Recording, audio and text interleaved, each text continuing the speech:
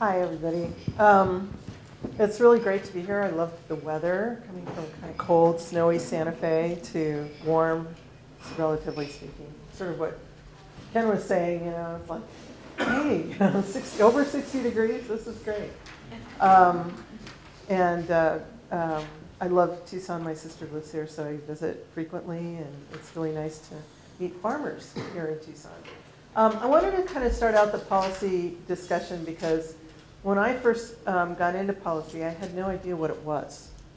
And it took probably a couple years for me to really start to understand what policy was and what I was doing, being involved in it. So I just wanted to start out with some questions about you all. How many folks here are actually farmers, like producers? Okay.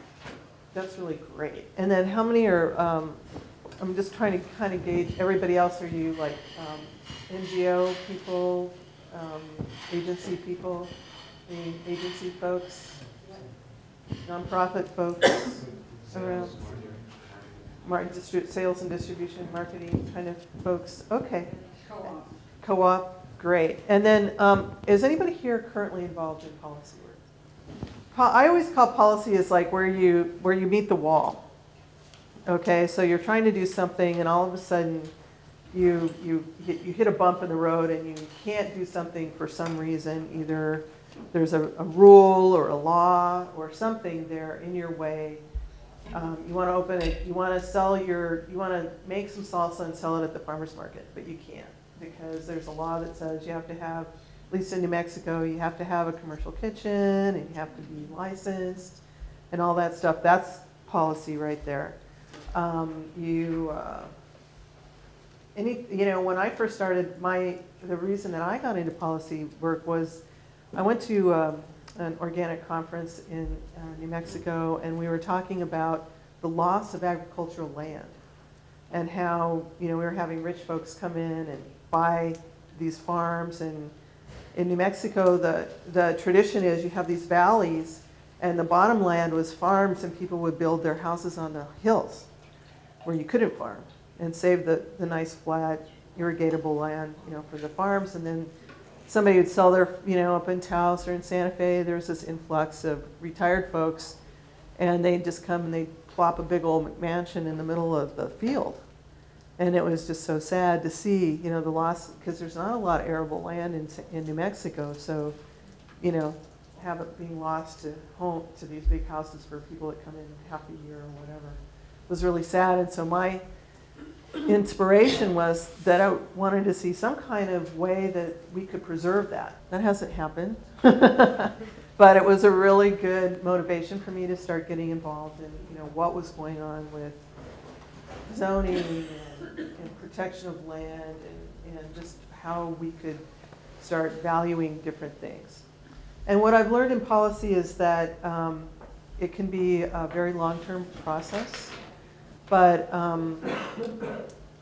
I started at the state level with state policy. And what we've been finding is that actually pretty much things get longer the higher up you go. So if you start locally, you have a much better chance of doing things quickly. And then when you go to state level, it takes a little bit longer. And when you go to the federal level, it takes a really long time. And so, but this is really interesting because New Mexico started, just a little history here, New Mexico started, we started our Food Policy Council about 10 years ago, and there's I'm going to borrow yours because I unfortunately gave them all away. In this white sheet, if you open up to page 2, it gives you a little history of the New Mexico State Food Policy Council. And we're the Food and Agriculture Policy Council. And so a lot of policy councils are food policy councils, but we're actually the Food and Agriculture Policy Council. And so it involves a much broader base of folks. But we started in 2002, and we decided, we were one of, I think, 8 states at that time that had a state food policy council. And so it's been a kind of one of those curves that Ken was showing where it kind of is flat for a while and then it starts to go up. we found that it took a while to get rolling. And one of the very first things that a lot of policy councils will do is they'll do an assessment. And that's what's very interesting about what Ken was doing is basically you guys have had somebody come in and do an assessment of your counties. And that's where a lot of policy work starts. And so that's really valuable information. So once you kind of know what your base is, then you can start to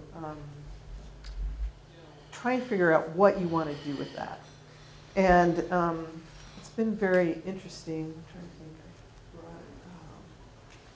In New Mexico, we're like reassessing what we're doing. And what we have found is that we started out as what we thought our policy council would be what we call our public-private partnership. For example, policy work is really all about government. I know I'm sort of rambling around a little bit, but it's like if you create a law, there's people that are going to have to enforce that law. And so if you get funding for your water irrigation, your soil conservation district, or your water conservation district to put in new ditches and create this big system to bring more water to a particular part of the county, somebody is going to have to do that. So the state is going to have to implement that. So you want those people involved at the very beginning of this. You don't want to just say, oh, by the way, we figured out something for you and here, go do it. You want those people to be the people that say, they're the experts, right? They're the ones that are going to have to do it. So you work together to create the law, then you take it to the legislature, and if you can get it passed and get it signed by the governor, which is always a question, then they're already involved, they already know it's there, and they're the ones that have they're stakeholders, they're invested in the process, and so then the process moves very smoothly. It's really difficult if you have one group over here that's trying to tell this other group over here what to do. And so the most important thing policy work is about really is building a relationship. Targeting the stakeholders, figuring out who are the important people, and then building the relationships with those folks because you're going to be working with these people for a very long time. The other piece that's really important, and I'm sort of coming at this as if you all are interested in becoming involved in some way, but I also want to say that it's also a really good way to look at how effective people who are making policy are, is that there's some foundational work that you want to think about, like what are the values that we're trying to meet? Like what do we want to do? And so in New Mexico, we're working at the point where we're looking at things and we're saying we really want, and it's kind of has to do with what Ken was saying, several things. We want the health of our communities and our people. That's the main thing. We want access. So we want equal access to, and Ken brought this up a little, culturally appropriate foods, healthy foods, and fresh food for everybody. Not just for some people, but for everybody. We want to build our communities and have them be strong and sustainable. And we want to have economic development and really, good sustainable economy.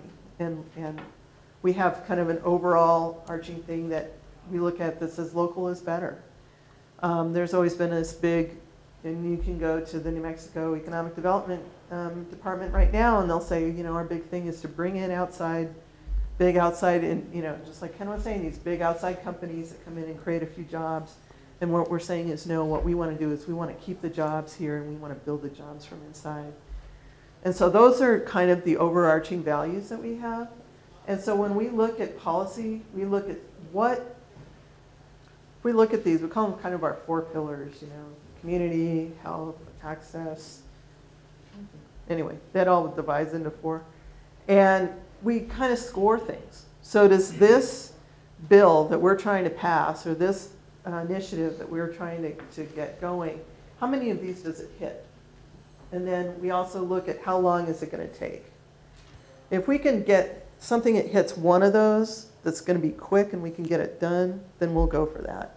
If we have something that hits 3 of those, we're willing to spend 10 years, moving that through.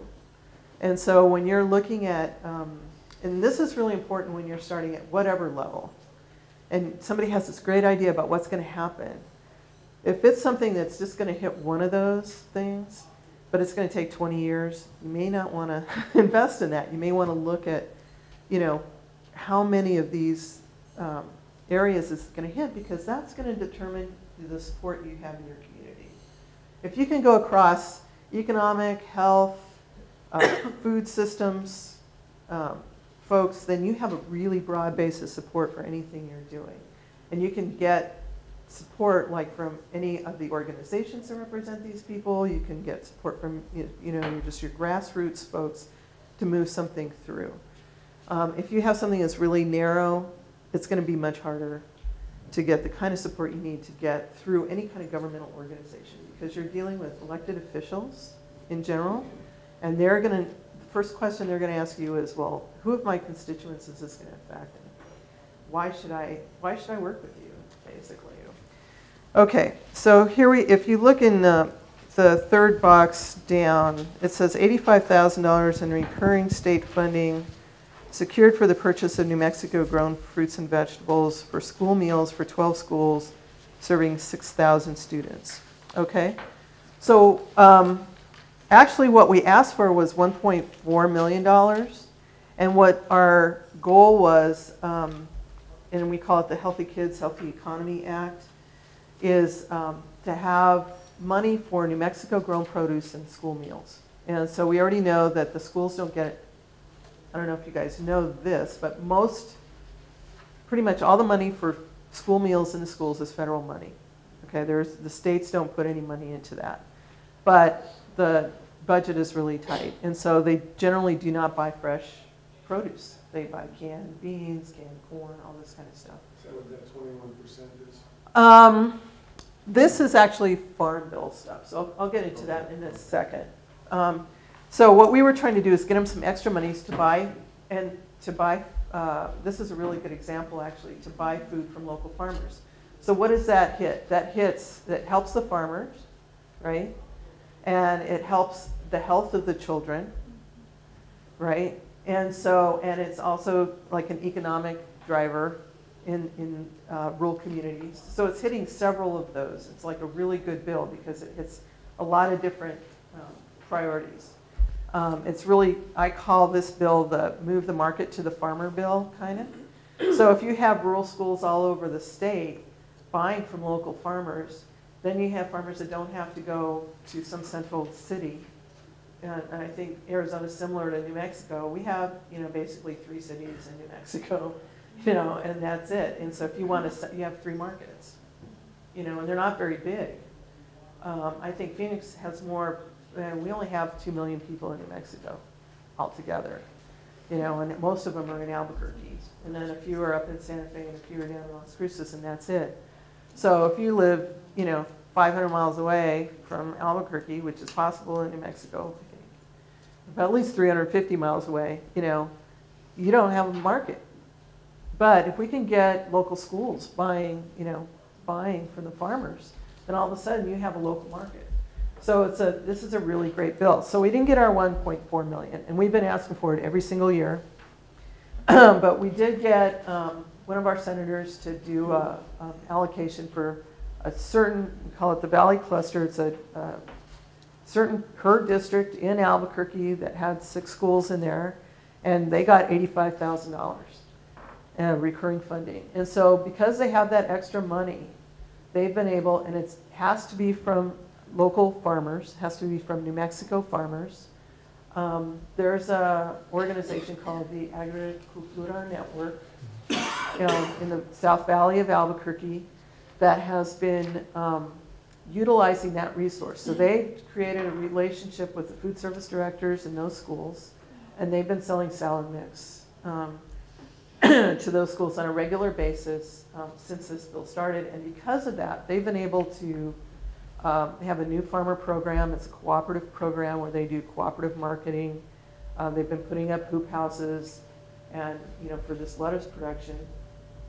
And so they have something like 8 new farmers that have actually been in production for 5 years, and they're adding new farmers every year and growing that program because of this extra funding and because there's money earmarked for buying local produce for the schools. And so that's a direct result of this. And so what we're trying to do is expand that, because one of our values is equal access. So it's really nice that there's like, you know, there's 6 schools in Albuquerque that get extra money to do this, and the students in those schools are benefiting, and the farmers who are selling to those schools are benefiting, but we want to see that spread out through the state. So this year we're doing this big campaign to actually go to interim committees in the legislature and do presentations around the state that we're in the process of developing that will actually explain this to everybody, get everybody kind of on the same page, and we're calling that setting the landscape. So that's another thing that policy work is a lot about education. And it's really, you know, when you go to your representative or your senator or your city councilor or your county commissioner or whatever, they don't know what you're talking about. So it's really, you know, it's really all about, you have to sit down with them and explain the situation. And if you can get those kind of folks to come to something like this and listen to something what Ken had to say, that is amazing. Or if you have personal contacts with anybody, any government official, even an agency person, that you could pass this information onto the video or the slide presentation, that information is really valuable, because these folks don't know. And and part of this relationship building that you do when you do policy work is about being a source of accurate information for them, because they have people all over the place telling them stuff, and they have to weigh the validity of all the information that they have. And so if you can be that go-to person for them, where you may not have the information, but you can get it for them and it's good information, you will suddenly become their most valuable resource. So are you saying that you're actually a lobbying effort at the state legislature? We have a team of 3 people that we send to the legislature. We're there 24/7 pretty much. Right. And I work for Farm to Table. It's an anchor organization for the New Mexico Food and Ag Policy Council, and we're a 501c3. So we can only do a certain percentage of actual lobbying. But what we found is that really hasn't been an issue, that our actual lobbying efforts are maybe when the day that a bill is in a committee, we might we'll go to those committee members and say, you know, will you support this bill? That's maybe 5% of our time. But the other 95% of our time is actually educating. This is, you know, when you say this is what this bill is about, this is what the situation is. This is, we have in New Mexico, we export 98% of the food that we eat, and we import 97% of the food that we eat. And that's very similar to what Ken was saying about you produce $30 billion worth of food and you import, you know, whatever, almost that same amount. So, and most people don't know that. So, you know, you go in and you talk to them about what the situation is, what's the problems with the farmers, what we think we've come up with that could help farmers, and how it'll help the state, how it'll help the folks in their district, why it's a good reason to support this. And what we found is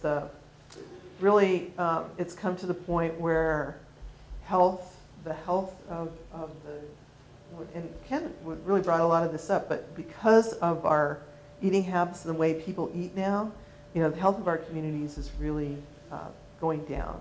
And so bringing as much fresh food into communities as possible, all of a sudden the whole health community has really come into our organization and said, we want to work with you because we figured out this is really what we need to do, and can we work together? So now we're partnering with the New Mexico Public Health Association, the Department of Health, the University of New Mexico has gotten some community transformation grants, and these are big grants. They're like $5 million 5-year programs, and they have money for local food policy councils. And so I wasn't sure if that kind of money is coming into Arizona as well. That would be more of our organizational development person's purview. Right. But I have one question for you in Sure. terms of that goes along with funding. Could you say a little bit about the New Mexico Food Policy Council funding? structure and the funding that's required to do these long-term efforts? Sure. So we had choices when we formed the New Mexico Food Policy Council. We could either be independent, we could be from the legislature, or from the governor's office. And all, you know, because at that point in time there were like 8 other examples, and they had all tried different forms of that. We decided we didn't want to be in the governor's office because the governors don't last very long, you know, kind of roll through. And we wanted to be a long-term organization. But we wanted to have buy-in from the state agencies and from the state because we wanted to keep this very integrated. We didn't want it to be this outside organization that, like I said, that comes in and tells people what to do. So we went through the legislature, and we were chartered by the legislature and funded for, I think, 2 years. Small amount of funding from the legislature. But we were officially created by the legislature. So what that did is it made it sort of mandatory for agencies to, in the Department of Agriculture, the Extension Service, all these, the soil conservation folks, to see us as a viable organization and to participate. Because we really needed those people in the room. And so that's how we decided to do that. What's happening now is that, so that funding eventually ran out. So it's been very difficult to fund this organization. And in that 10 years, we had about 2 years of funding. That ran out. And then we had the anchor organization, which is a really important part of any policy council, is you need to have an anchor organization. And in some states, it's the Cooperative Extension Service will have a part-time person, a person that they will commit part-time to be the coordinator. Every policy council needs a coordinator person who is in charge of communication, you know, does the notes, you know, just all that kind of stuff. In some places, it's a nonprofit. In some places, it's actually a government employee in some other government office. In our case, it was Farm to Table, is the organization that I work with. And they basically used their own funding to do this and got some private funding from local. And that's another thing. A lot of local foundations will be very supportive of this kind of work because government grants generally don't cover policy work. And so finally, this past year, we got a lot of, we've developed quite a bit of support. And so we actually have kind of increased our funding about 10 times. Yeah, so we got a substantial grant. Are those private? Private funds. Private funds. Now, the community transformation grants are a real opportunity for somebody like Pima County because they're big grants. And generally they go through universities or other larger organizations. And what's the exciting part is that local food policy councils are starting to pop up. And in reality, starting from a state model is really difficult. In retrospect, to look at that and think that that's a way to work policy because we have to make relationships. We have 70, in our legislature, 70 representatives and 30-some senators. And we have to make relationships with all of these people. And then they leave, and then the new people come in. When you're working at a city council level or a county commission level, you have 12 people or some cases 7 or 8 people that you're working with. And that's way easier to deal with. They move around too, but it's really much easier to work on that level and get a lot of work done than it is to be working with hundreds of people. And so, or working with Washington, D.C., who's like super far away. So there's a lot of opportunity on the local level. And now we're actually started a program to foster local food policy councils in New Mexico. They're starting around the county level. And we have Santa Fe, we have actually something like 4 food policy. We have 32 counties, 4 of them have food policy councils, 4 others are starting, have sort of nascent groups that are going to be forming councils. And then we have probably another 8 that haven't even thought about it, but there's this community transformation grant, but it's a health grant. It's through the health department and the health school at UNM. So we're getting money from the health side to form food policy councils because the health people are starting to recognize that this is what needs to happen. And the food bank, I would just say that the food banks in New Mexico are a big piece of our policy council. We have food banks, agencies, other health organizations, farming organizations, associations, and so it's a big mix of all these folks. And everybody is free to bring in their ideas about what we want to do, and we all vote on what we can support, and then our policy team gets together and makes it happen. That's pretty much how we do that. So, but like I said, we went to the Community Food Security Coalition that Ken is associated with. Is really an amazing coalition across the country, and they held last May the very first ever local food policy council convention conference, and there were something like 600 people there from local food policy councils all around the United States. And what I found then there was that really local food policy councils are where it's at. You can get a lot done. You don't even, I mean, some zoning laws. Sometimes all you have to do is go testify at a zoning hearing, and you can get laws changed, you know, to, they were talking about, you know, community gardens and zoning, you know, you can get special zoning just for community gardens that protect that land as a community garden if it's public space.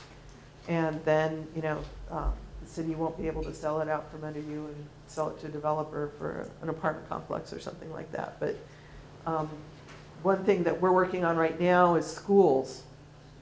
Looking at schools as not just a place to sell food, but then this is kind of a 10-year vision. But we've had some success in Albuquerque in particular, well, in New Mexico, creating these economic development centers. I don't know if you guys have heard about this. So it would be like, come in, they put a building, and it's got some commercial kitchen space in there, maybe some aggregation and distribution space, and maybe a couple folks to help you with business development. So if you want to do a value-added product or something, you go in there, you can use their facilities, you have a place to store things and move, you know, and big old coolers and stuff like that. And then you also have business people there to help you develop your business and create and do your marketing, help you with your marketing. We're thinking about eventually turning schools into these places. What do you have in rural communities? You already have the infrastructure. You have this building. It's there all the time. It's empty most of the summer. But if we can expand the schools into economic development centers in the rural areas, we don't have to get a whole bunch of money to build a whole big old new building. You know, but then it becomes a community center and a community driver, economic driver, and help save our rural communities. So, did you want to talk a little bit about it? Yeah, I was actually going to see if you wanted to, or we could probably go through it together a little bit. I know probably not as much as you on the Farm Bill, but since you have the slide up, if you could spend a quick minute and talk about that, and then I'd like to save some time to discuss what we're Absolutely. doing here, but in kind of like a question-answer type of format, and what your guys' issues might be. So quickly, so here we are. So here we have, like, you know, we're a farmer, and what affects me as a farmer? So whatever my local land values are affects me as a farmer.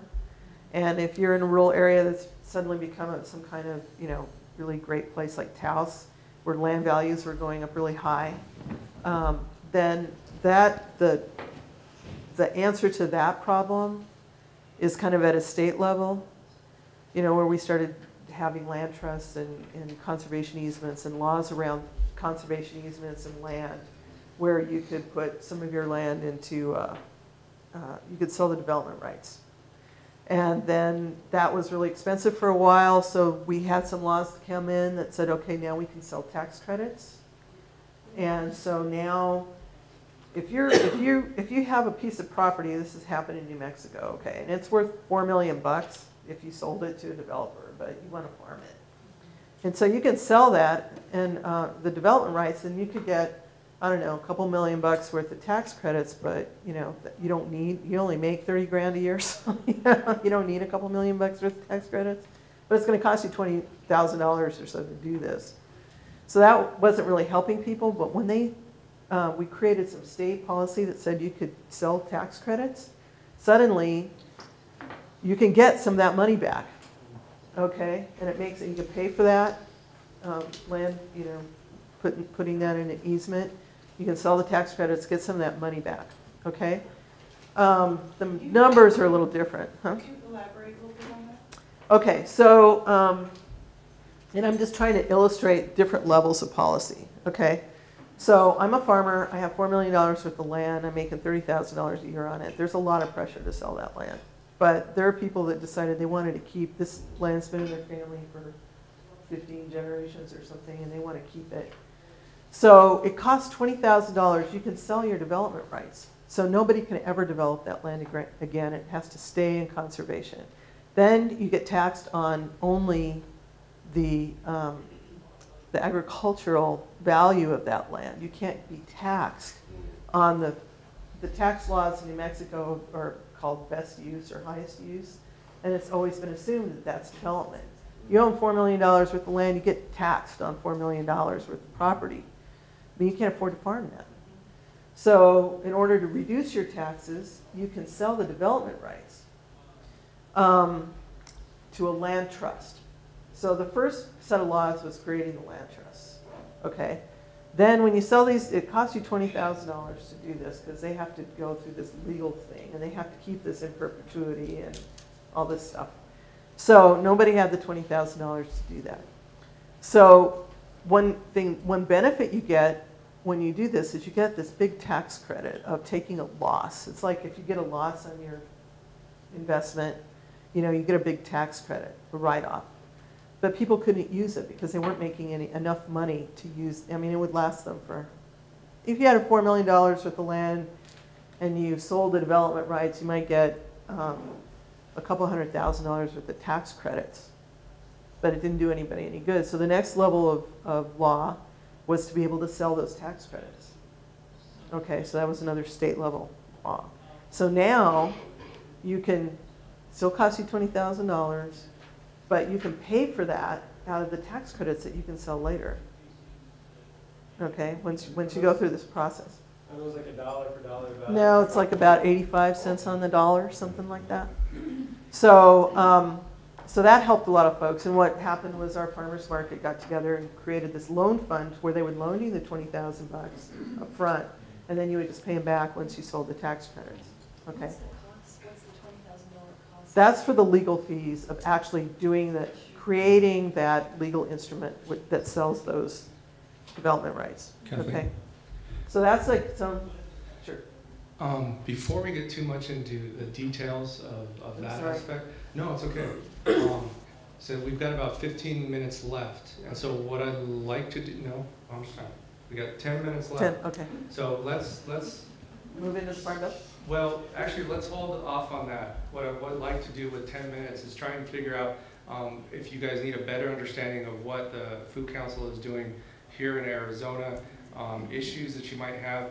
Farm Bill, I think we can always get into that as deep as you want to go, and that's going to take a lot more than 10 minutes, I would say. But I to can get do a a 2-minute thing. 2-minute thing? 2-minute thing. Can I negotiate and do 1 minute? 1 minute thing. Okay. Okay, I can do a 1 minute thing. 1 minute. Okay. So 1 minute thing on the farm bill is I just want to point out, this is the farm bill, okay? This is, and child nutrition and food stamps are huge and people don't think about them being in the farm bill. Conservation, which probably most of us have experience with NRCS, irrigation kind of stuff is here, and that's really in line for cuts right now. Commodity programs, they're going to be cutting, they're going to be cutting those a lot. Crop insurance. Most of what we do is here in other, and out of this other, most of what we do is probably just this little slice right there.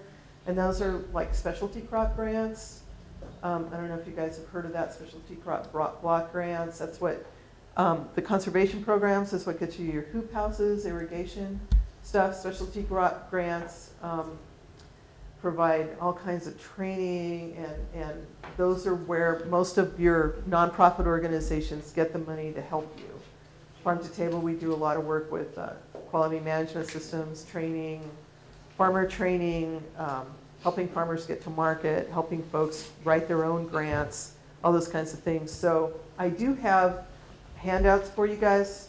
I'm going to hand these out.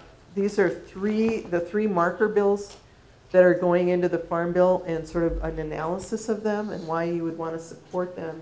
So if you hear about these bills, these are the bills you're going to be hearing about this year.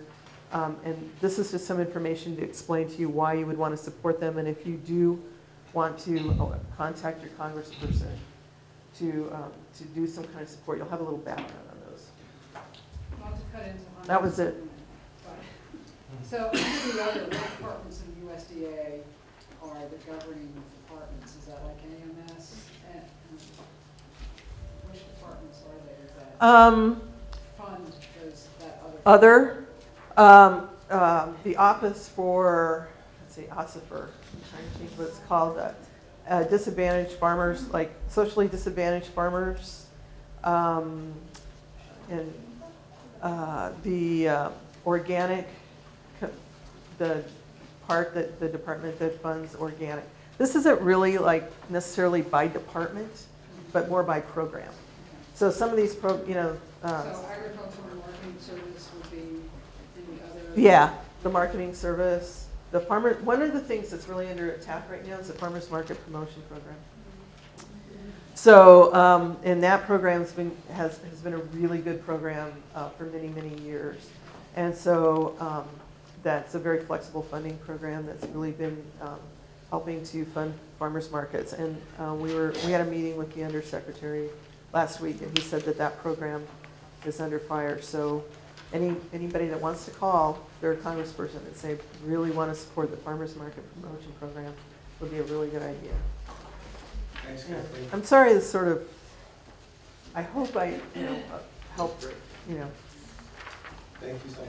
Sure. Appreciate it. And one of the main reasons why we wanted to bring Kathleen here is because we want to start working more closely with New Mexico.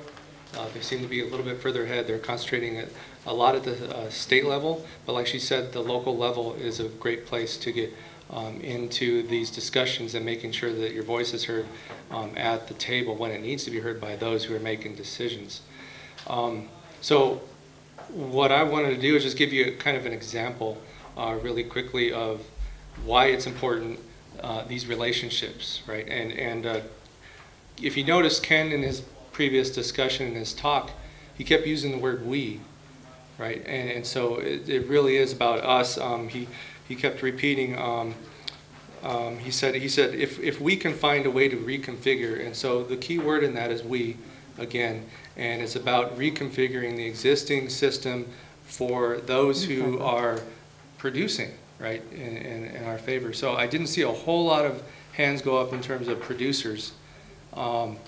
So if what we're going to do is try and flip those charts a little bit that are a little bit more in favor, make things a little bit more sustainable, it's really important to develop these relationships. One interesting story is at the Marana Heritage Farm, one of the farms that I helped to oversee. We have been in discussion with the town of Marana.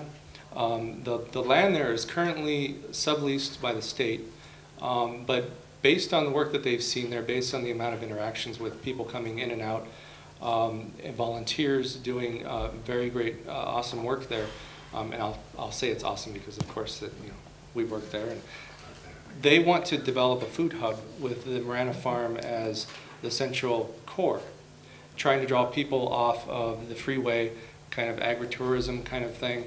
But what that has led to, that example, and getting our hands in the dirt and them seeing some results, what that's led to is ongoing discussions with the town of Marana, which then filters into other discussions with other jurisdictions, because at some level they are talking to each other.